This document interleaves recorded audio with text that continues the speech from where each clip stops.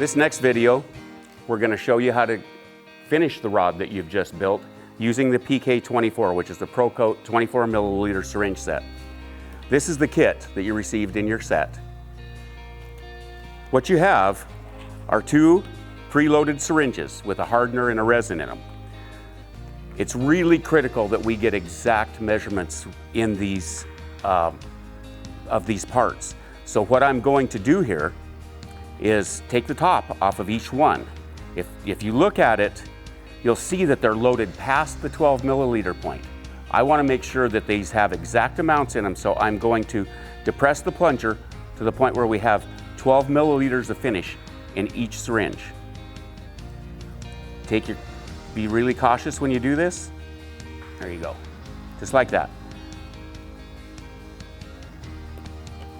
I'm going to do it with both parts, the hardener and the resin. That way I won't end up with an oddball mixture when I go to measuring out 3 milliliters of each part. So I'm going to discard this, take another mixing cup, and like I said, it is very critical that we do exact mixtures of this. I'm probably the one who's going to get the phone call from you after you've taken this class wanting to know why your finish on your rod hasn't dried yet. Well, there's a couple of things that can cause that. The biggest cause is typically miscalculation in the two parts of epoxy. The other things are room temperature and have an AC blowing directly on it. So make sure that you're finishing in a room above 72 degrees and try to keep the AC down if you possibly can. So I'm taking this preloaded syringe, the blue is the resin, and we're going to add 3 milliliters of each part. So I'm going to take this down to 9 milliliters. There we go.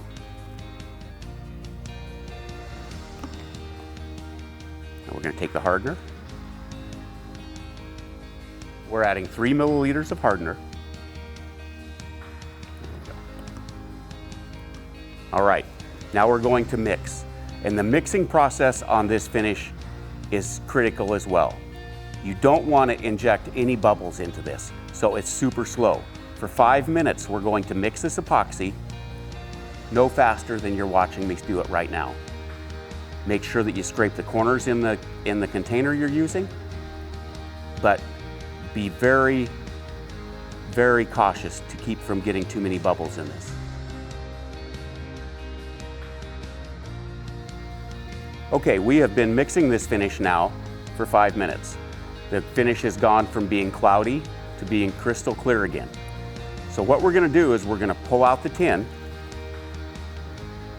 and the metal tin is what we're going to dump the finish into. There's several reasons why we use a flat metal tin.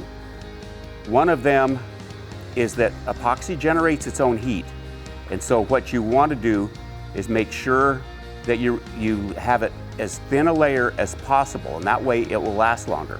This finish has a pretty long pot life. It's about 40 minutes.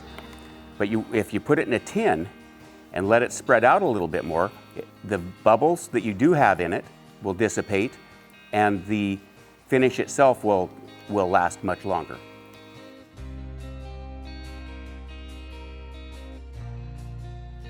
Okay, now this step, we have let the finish set for 10 minutes after mixing and pouring into the tin. The reason for that is that you want to let the viscosity increase a little bit. When you're using a decal, if you put the finish on when it's too thin, it will get underneath the edge of the decal and cause it to float or lift the edges. So we've let it thicken a little bit on its own, and it will do this naturally. So we waited 10 minutes after pouring into the tin. The next step is we're going to get the motor turning on our rod dryer. Now this rod dryer has an asynchronous motor, which means that you can grab a hold of the motor and change directions. So you can apply that finish in whatever direction suits you. I prefer to have the rod turning away from me when I apply finish.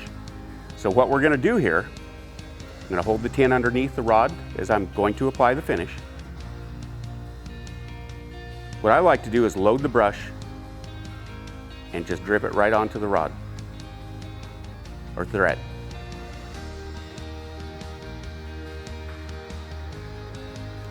You don't want to do this like you're painting.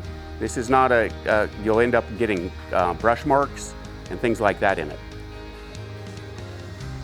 The finish is a self-leveling epoxy, and so you really want to let it do its work all by itself. We're going to come back to this edge.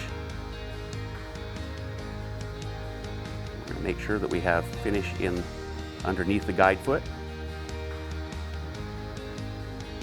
And all of this time, I'm really not touching the thread. I'm working the finish itself, back and forth. Same thing out here.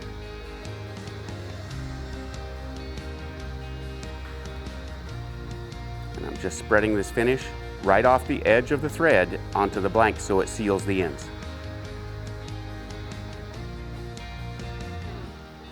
Again, the whole time that we've been doing this, the finish has been self-leveling. There you go. And at this point, we're just going to let this turn.